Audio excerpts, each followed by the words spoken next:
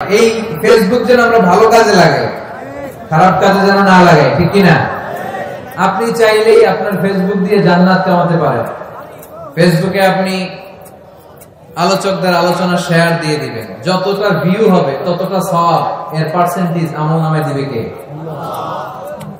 এখানে আপনি ইসলামী সুন্দর সুন্দর পিকচার আপলোড করে দিবেন, পার্সেন্টেজ সওয়াব দিবে কে? আর যদি নায়িকাদের ছবি মেরা দেন, ধুম্মা চলে ধুম, গুনাহ আছে না নাই? নাচানাচি, কনসার্ট আর গান, অশ্লীল দৃশ্য, ইন্ডিয়ান নায়িকাদের কোমর দুলানো ডান্স, রূপবানে নাচে কোমর দুলাইয়া, এগুলো যদি শেয়ার মাইরা দেন, গুনাহ আছে না নাই? So the decision is yours, সিদ্ধান্ত আপনার। কি করবেন? এই ফেসবুক আপনার জান্নাতের কারণ হতে পারে, আবার এই ফেসবুক আপনারা জাহান্নামের লাকড়ি বানাতে পারে।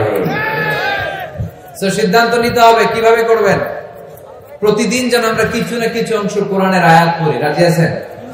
এই দেবদুয়ারের মাহফিল তখনই সার্থক হবে যখন আমরা এই সিদ্ধান্তে আসতে পারবো যে প্রতিদিন আমি কিছু কোরআন পড়বো, প্রতিদিন কিছু হাদিসের অনুবাদ করবো। রাজি আছেন তো?